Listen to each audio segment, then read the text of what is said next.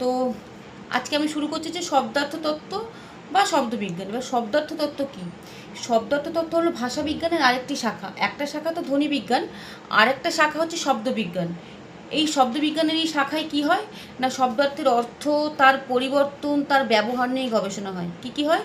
শব্দার্থের অর্থ, শব্দার্থের অর্থর পরিবর্তন বা শব্দার্থের যে ব্যবহার, সেই ব্যবহার নিয়ে যে গবেষণা, সেটা হচ্ছে শব্দার্থ তত্ত্ব বা শব্দবিজ্ঞান। ঠিক আছে? এমন অনেক শব্দ আমরা শুনি বা এমন অনেক শব্দ আমরা ব্যবহার করি যার অর্থ পরিবেশ পরিস্থিতি অনুযায়ী না চেঞ্জ হয়ে যায় বা পরিবর্তন হয়ে যায়। কিভাবে পরিবর্তন হয় আমি একটা উদাহরণ দিই। আমাদের চাঁদের পাহাড় উপন্যাসটার একটা লাইন আছে যেখানে শঙ্কর আলভারেজ একটা যে আর্লেন লিঙ্গোর যে অগ্নুৎপাতের দৃশ্যটা দেখেছিল এবং তাদের যে একটা অভিজ্ঞতা হয়েছিল, এবং সেই দৃশ্যটা দেখার সময় তারা একটা লাইন উচ্চারণ করেছিল বা একটা শব্দ, একটা বাক্য উচ্চারণ করেছিল, বলেছিল যে ভয়ঙ্কর সুন্দর দৃশ্য। ঠিক আছে? এবার ভয়ঙ্কর মানে আমরা কি বুঝি? যেটা দেখলে আমাদের ভয় পাই বা ভয় করে, তাই তো? তাহলে সুন্দরের আগে ভয়ঙ্করটা কেন বসানো হলো? সুন্দর তো সুন্দরই, সেটা তো ভয় পাওয়ার কিছু নেই। তো এইখানে ভয়ঙ্কর কথাটা কিন্তু, ভয়ঙ্কর শব্দটা কিন্তু পার্টিকুলার একটা অর্থে বোঝানো হয়েছে। কী অর্থে? না সুন্দর শব্দটাকেই অত্যধিক মাত্রায় সুন্দর বোঝানোর জন্যই কিন্তু ভয়ঙ্কর কথাটা, শব্দটা ব্যবহার করা হয়েছে।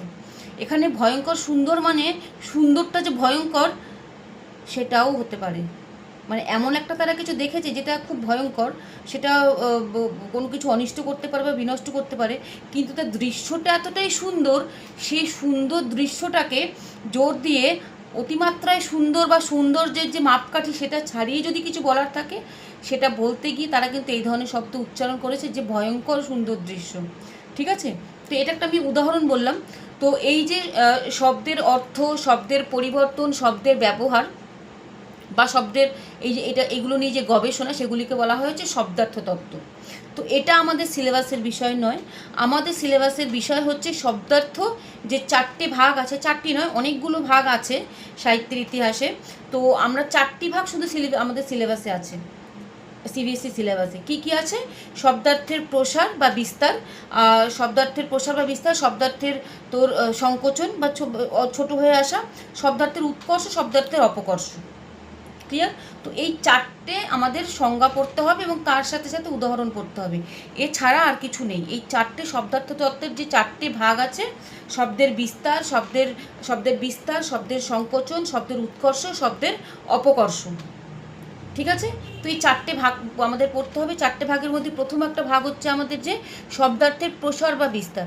তো শব্দার্থের প্রসার বা বিস্তার মানে এইটার যে যে শব্দটা, যে শব্দার্থের প্রসার বা বিস্তার, এটা শুনলে আমরা বুঝতে পারছি যে শব্দের যে অর্থ তার বিস্তার ঘটেছে বা প্রসার হয়েছে। প্রসারিত মানে কি? বেড়ে যাওয়া, তো তাই তো?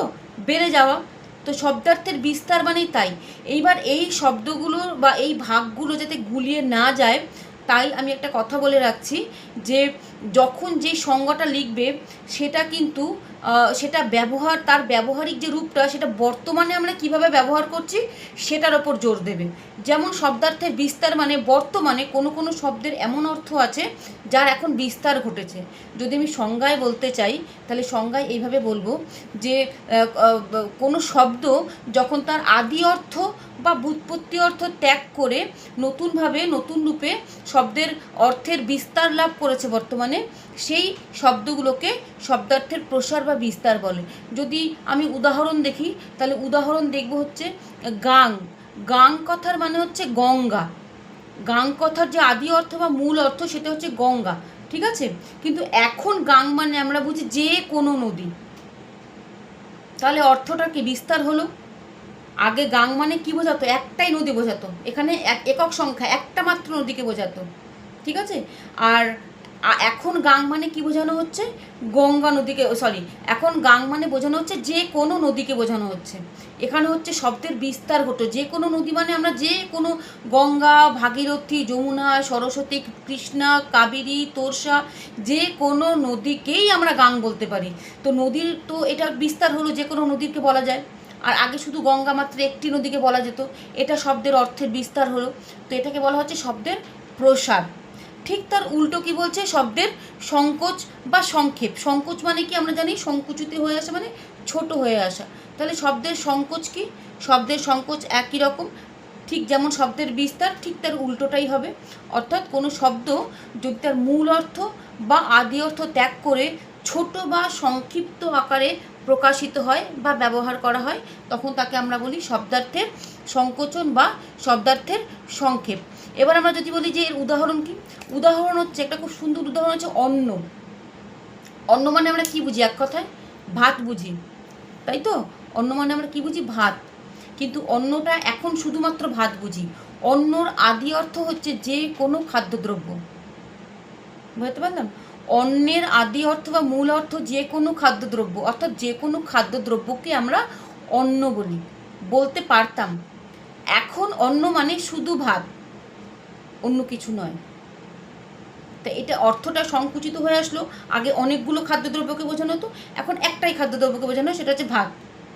তো এটা হচ্ছে শব্দের সংকোচন বা ছোট হয়ে আসা বা সংক্ষেপ। ক্লিয়ার?